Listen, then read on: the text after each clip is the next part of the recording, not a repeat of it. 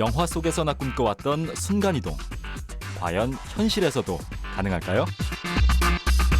고전 물리학을 뒤집은 양자 물리학의 새로운 발상으로 이미 공간이동은 시작되었다고 합니다. 이것은 물체의 직접적인 이동 없이 양자 상태를 전달하는 양자 원격 전송이란 기술인데요. 그럼 과연 이 기술은 사람의 이동도 가능하게 할까요? 과학, 미래를 열다. 오늘은 급부상하는 순간이동의 기대주, 양자 원격 전송에 대해 알아봅니다.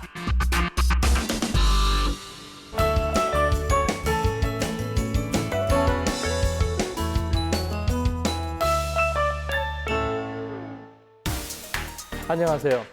고등과학원 교수 김재환입니다. 긴 여행 중에 지치면 가끔 여기서 목적지에 순식간에 갈 수 없을까 하는 생각을 하게 됩니다. 영화 스타트랙을 보면 트랜스포터라는 기계가 나오는데요. 행성 상공의 우주선과 행성 사이에 오갈 때 몇만 킬로미터 이내의 거리를 순간 이동 시켜주는 기계입니다. 한쪽에서 사라지고 다른 곳에서 나타나는 방식의 순간 이동이지요. 아마도 한 번쯤은 이러한 순간 이동을 상상해 보시는 분들이 많을 텐데요. 이 순간 이동은 현실적으로 가능한 걸까요? 지금부터 순간 이동이 실제로 정말 가능한 것인지, 그리고 가능하다면 어떻게 가능한 것인지 자세히 알아보도록 하겠습니다.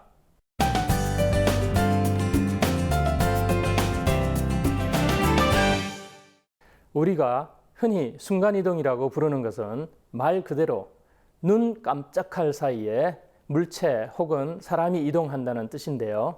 이때의 순간이라는 것은 과학적으로 의미가 있습니다. 순간이동을 알아보기 전에 먼저 이 순간의 의미를 짚어봐야 하는데요. 이동에 걸리는 시간이 0인지 아니면 아주 짧지만 시간이 걸리는 것인지를 알아야 합니다. 만약 물체가 한 곳에서 사라짐과 동시에 그 물체가 다른 곳에 바로 나타난다면 이동에 걸리는 시간은 없는 거겠죠. 사라짐과 동시에 나타나는 것이니까요. 이때의 순간은 없다, 즉 0이 되는 것인데요. 그리고 이것이 우리가 흔히 상상하는 순간 이동이겠죠. 하지만 이것은 과학적으로는 불가능합니다. 바로 아인슈타인 박사의 특수상대성 이론 때문인데요. 이 이론에 의하면 어떠한 물체도 빛보다 빨리 이동할 수는 없습니다. 만약 어떤 거리를 시간이 걸리지 않고 이동하는 것은 빛보다 빨리 움직였다는 것인데요. 빛보다 빠른 것은 없기 때문에 시간이 걸리지 않고 이동하는 것은 불가능한 것이죠. 따라서 순간이동에서의 순간이란 시간이 전혀 걸리지 않는다는 의미가 아니라 반드시 어느 정도 시간이 걸리는 이동이어야 현실적으로 가능합니다. 그럼 이제 순간이동을 해볼까요? 순간의 의미가 0이 아니라면 약간 시간이 걸려도 엄청 빨리 물체를 이동시키면 순간이동이 될 수 있지 않을까 하는 생각이 드실 텐데요. 그럼 우주선에서 한 물체를 행성으로 순간이동시킨다고 가정해 보겠습니다. 특수상대론에 의하면 물체를 가속시키면 점점 무거워지기 때문에 가속을 위해서는 더 큰 힘이 필요하게 되는데요. 이 이론으로 계산하면 50kg의 물체를 아주 짧은 시간에 빛의 속력에 가깝게 가속시키려면 히로시마에 떨어졌던 원자폭탄 몇십 개 버금가는 힘이 있어야 할 것입니다. 정말 엄청난 힘이 필요한 것이죠. 만약 사람이 이렇게 빛의 속도에 가깝게 이동하는 것도 불가능한데요. 사람의 몸은 이런 큰 가속도를 견뎌낼 수 없기 때문입니다. 즉, 간단한 물체라 할지라도 빛의 속도와 비슷한 속도로 순간 이동시키는 것은 현실적으로 불가능하죠. 자, 그럼 영화 스타트랙 속의 순간이동을 살펴볼까요? 이것은 실제 가능한 걸까요? 물체를 순간 이동시키려면 물체가 가지고 있는 특성, 즉 물질과 그 형상을 보내야 하는데요. 방금 물질을 그대로 보내는 것은 불가능하다는 것을 아셨죠? 따라서 그 대안이 바로 물질을 빛 에너지로 바꾸어 보내는 것입니다. 빛은 질량이 0이고 가장 빠른 속도로 날아갈 수 있기 때문이죠. 이때 물질을 빛 에너지로 바꾸는데 과학적 공식이 있는데요.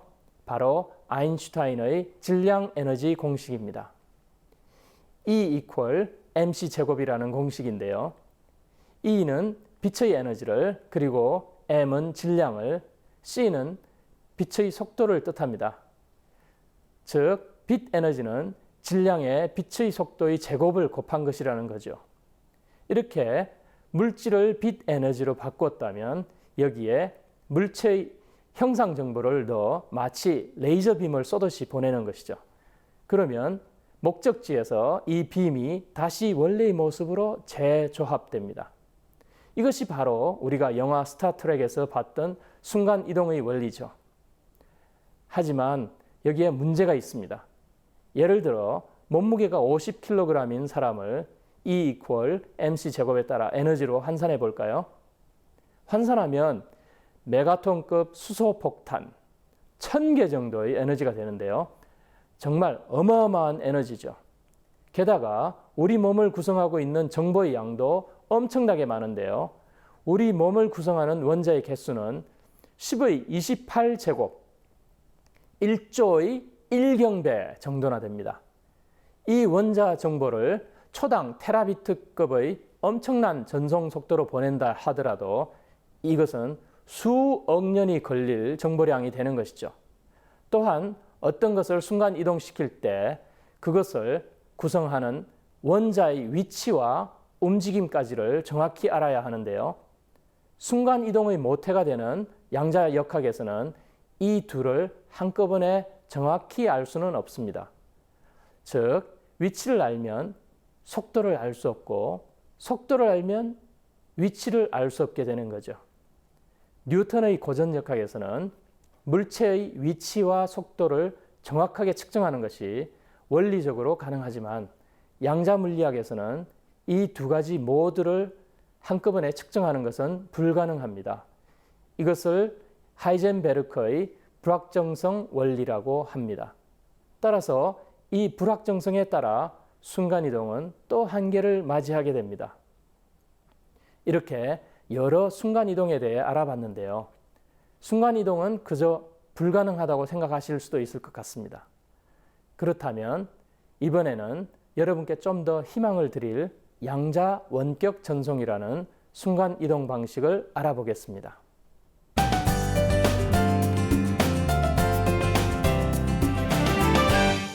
양자 원격 전송이라는 말은 양자 상태의 정보를 멀리 옮긴다는 뜻입니다. 양자 물리학에 따르면 모든 물체는 양자 상태로 나타낼 수 있는데요. 따라서 어떤 물체를 전송하려면 물질과 함께 이 양자 상태를 전송하면 된다는 것이죠. 양자 상태란 미시세계의 물체들이 존재하는 하나의 양식을 뜻하는데요. 수소 원자를 예로 들어볼까요? 수소 원자는 양성자와 전자로 이루어져 있는데요. 양성자는 핵을 구성하는 요소로서 이 핵 주위로 전자가 돌고 있습니다. 전자는 양성자와 가까운 궤도에 있을 수도 있지만 멀리 떨어진 궤도에 있을 수도 있죠. 이렇게 같은 물체라도 여러 가지 다른 상태들이 존재할 수 있다는 것이 바로 양자 물리학이며 이것을 양자 상태에 있다라고 합니다. 양자 물리학은 뉴턴의 만류인력, 아인슈타인의 상대성 이론을 거쳐 현대 과학의 가장 최신 버전이라고 할 수 있는 학문인데요. 고전 물리학에서는 물체의 물리적 상태를 측정할 때 그것은 물체가 갖고 있는 그대로를 측정하는 것이라 생각하지만 양자 물리학에서는 그 물체의 양자 상태가 있는 그대로 측정되는 것이 아니라 측정된 후에도 양자 상태가 바뀔 수 있기 때문에 측정할 수 없다고 봅니다. 이렇게 양자 상태를 보내는 양자 원격 전송은 우리가 생각한 순간 이동과는 조금 다른데요.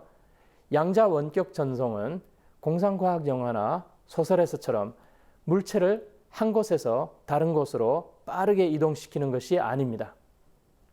즉, 물체를 A에서 B로 이동시키는 것이 아니라 A에 있는 물체의 양자 정보를 B에 있던 다른 물체에 받아 그 정보를 그대로 입히는 것이죠.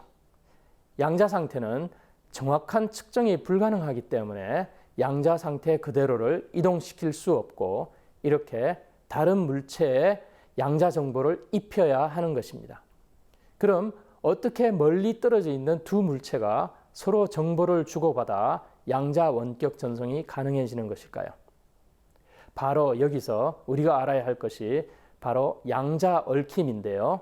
양자 얽힘은 이심, 전심 상태라 부를 수 있습니다.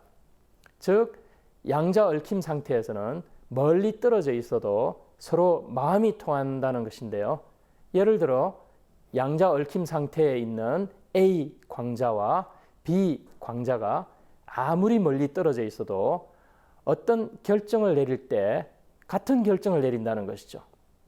A와 B라는 광자가 서로 양자 얽힘 상태에 있을 경우에 A 광자가 어떠한 축을 기준으로 15도 기울어져 있다면 B 광자도 같은 모양으로 기울어져 있고 A 광자가 90도 회전한다면 B도 마찬가지로 회전하게 됩니다.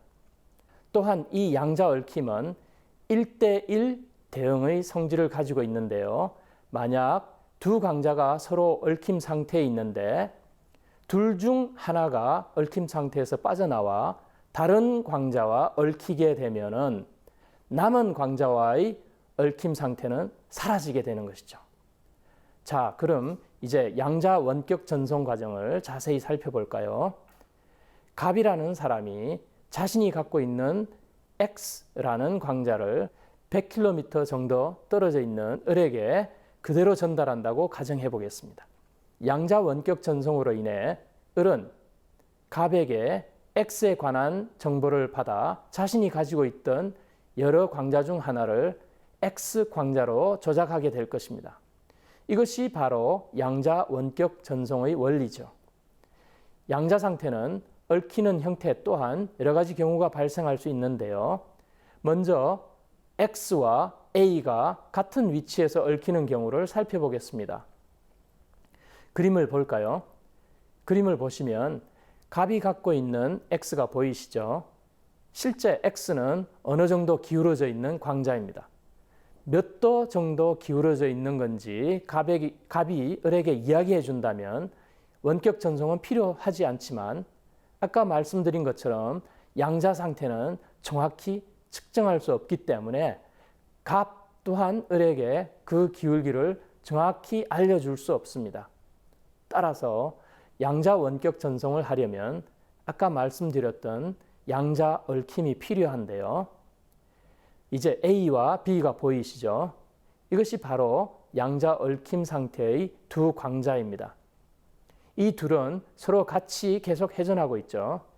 A는 갑의 것이고 B는 을의 광자인데요. X에 관한 양자 정보를 갑이 을에게 전달하기 위해서는 이 얽혀 있는 A와 B가 꼭 필요합니다.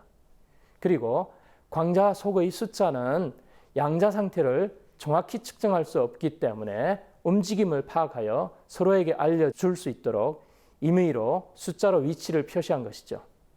그림과 같은 상태에서 갑이 A와 B의 얽힘을 풀고 A를 X와 얽히게 만듭니다. 이때 얽힘을 만들고 푸는데 사용되는 장치가 바로 비선형 광학 장치인데요. 이 비선형 광학 장치에 의해 얽힘 상태를 만들 수 있습니다. 그리고 이 상태에서 다른 광자와 얽힘 상태를 만들면 자연스럽게 그 전 광자와의 얽힘 상태는 풀어지게 되는 것이죠. 따라서 여기서도 홀로 남은 B는 A와의 얽힘이 풀어지면서 멈추게 됩니다. 자, 이제 A가 X의 정보를 얻어 그 정보가 을에게 전달돼야 할 텐데요. 이번에는 B에서 분리된 A가 X의 정보를 얻기 위해 서로 얽힌 상태가 됐습니다. 그림을 보시면 X와 A가 얽히면서 그 색깔과 모양이 같아졌죠.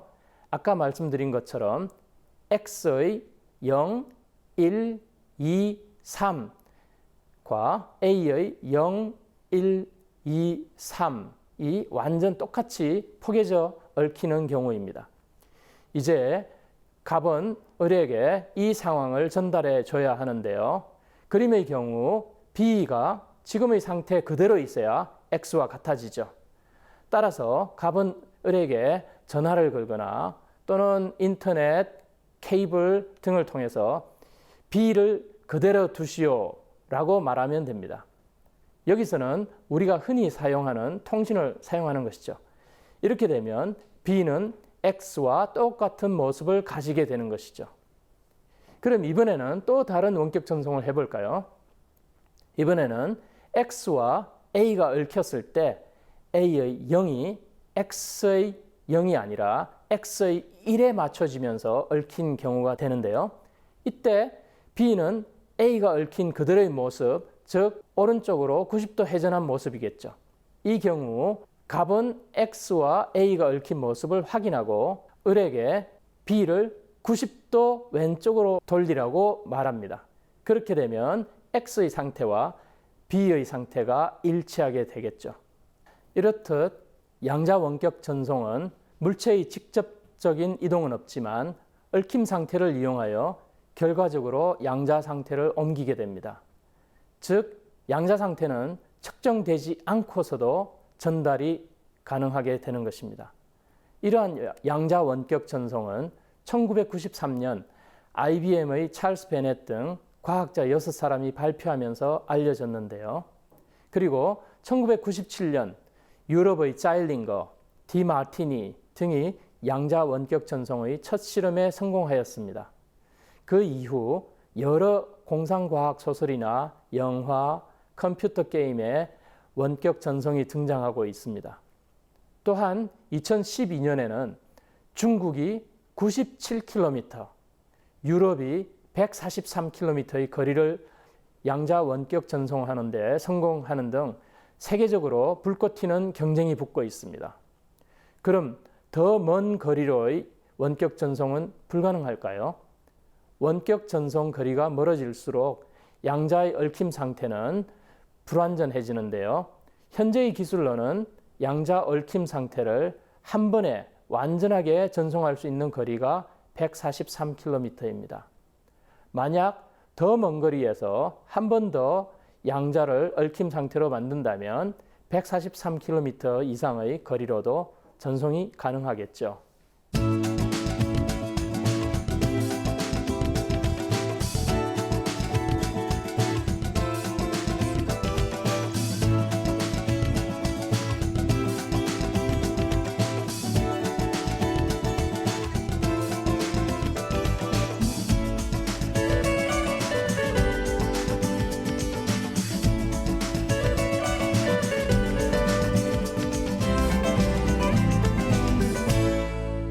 앞으로 양자 원격 전송은 더욱 발전을 거듭할 텐데요. 그럼 미래에는 사람을 양자 원격 이동시키는 것도 가능할까요? 양자 원격 전송에는 양자 얽힘이 꼭 필요한데요. 사람의 양자 얽힘의 원리가 적용되기는 힘들겠죠. 사람을 원격 전송하려면 다른 장소에 사람의 얽힘 상태인 쌍둥이를 만들어야 하는데 광자나 원자처럼 간단한 입자는 쌍둥이를 만들기가 쉬운 편이지만 사람은 사실상 어렵기 때문이죠. 앞에서도 말씀드렸듯이 사람의 몸은 약 10의 28승 제곱계의 원자로 이루어져 있는데 이들 원자의 상태를 모두 양자 원격 전송하는 데는 시간이 너무 많이 걸립니다. 예를 들어 몸무게 100kg인 사람의 정보를 전송하려면 현재 기술로 3억 년 정도 걸린다고 하는데요. 하지만 사람은 불가능하더라도 간단한 분자 정도는 멀지 않은 미래에 가능할 것이라고 기대하고 있습니다. 또한 이 양자 원격 전송 기술은 장거리 양자 암호 통신에 사용될 것으로 보이는데요. 현재도 멀리 떨어져 있는 사람 간에 통신을 할 때 도청 위험을 막기 위해 양자 암호 통신을 하곤 하는데요. 이때 거리가 많이 멀어지게 되면 통신의 양자 상태가 깨어질 수 있다는 한계가 있습니다. 따라서 양자 상태를 손상 없이 멀리 보내기 위해 양자 얽힘을 이용한 양자 원격 전송 기술을 이용한다면 아무리 먼 곳이라도 양자 통신이 수월하게 되겠죠. 과학 미래를 열다. 오늘은 순간이동 및 양자 원격 전송에 대해 알아봤는데요. 여러분의 귀를 쫑긋 세우는 시간이 되었길 바랍니다. 시청해 주신 여러분 고맙습니다.